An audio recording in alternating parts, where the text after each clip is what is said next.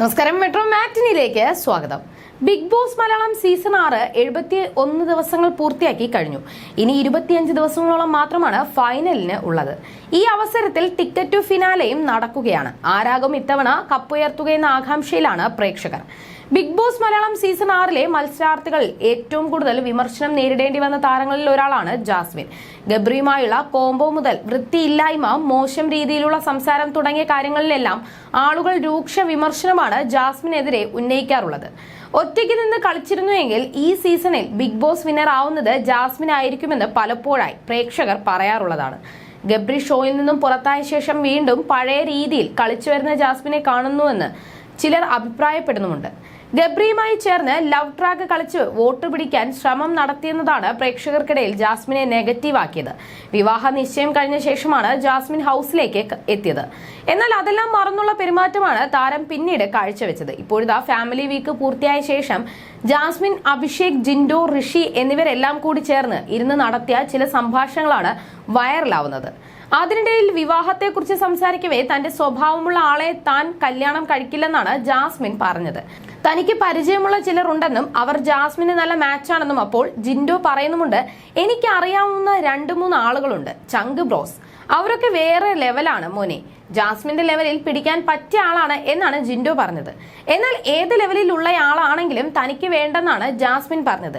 എന്റെ സ്വഭാവമുള്ള ആളെ ഞാൻ കല്യാണം കഴിക്കില്ല. എന്റെ ഈ ഗുണം അണ്ടർസ്റ്റാൻഡ് ചെയ്യുന്ന എന്റെ ഓപ്പോസിറ്റ് ക്യാരക്ടറുള്ള ആളെ കല്യാണം കഴിക്കാനാണ് എനിക്ക് താല്പര്യം.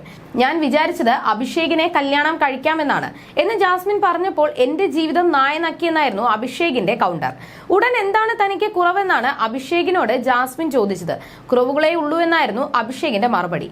ഇരുവരുടെയും സംഭാഷണത്തിന്റെ വീഡിയോ ഇതിനോടകം വൈറലായി കഴിഞ്ഞു. ഗബ്രി പുറത്തായ ശേഷമാണ് സഹ മത്സരാർത്ഥികളുമായി സംസാരിക്കാനും ഇടപഴകാനും ജാസ്മിൻ സമയം കണ്ടെത്തി തുടങ്ങിയത്. അതിനു മുൻപ് ഗബ്രിക്കൊപ്പം മാറിയിരുന്നായിരുന്നു ജാസ്മിന്റെ സംസാരം. അതുകൊണ്ട് സഹ മത്സരാർത്ഥികൾക്കൊപ്പം ജാസ്മിനും ഗബ്രിയും അപരിചിതരായ രണ്ടുപേരെ പോലെയായിരുന്നു.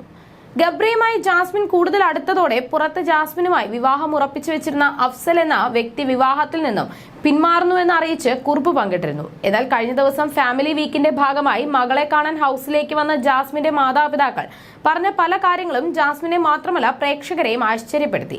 അതിലൊന്ന് അഫ്സലാണ് തങ്ങളെ എയർപോർട്ടിൽ കൊണ്ടുവിട്ടതെന്നായിരുന്നു. കൂടാതെ അഫ്സൽ നൽകിയതെന്ന് പറയപ്പെടുന്ന പാവയുമായാണ് ജാസ്മിന്റെ മാതാപിതാക്കൾ ഹൗസിലെത്തിയത്. മാതാപിതാക്കൾ പോകാൻ നേരം അഫ്സലിനോട് തന്റെ അന്വേഷണം പറയണമെന്നും ജാസ്മിൻ പറയുന്നുണ്ട്. ഗബ്രിയുമായി ജാസ്മിൻ കൂടുതൽ അടുത്തതോടെ പുറത്ത് ജാസ്മിനുമായി വിവാഹം ഉറപ്പിച്ചു വെച്ചിരുന്ന അഫ്സൽ എന്ന വ്യക്തി വിവാഹത്തിൽ നിന്നും പിന്മാറുന്നുവെന്ന് അറിയിച്ച് കുറിപ്പ് പങ്കിട്ടിരുന്നു.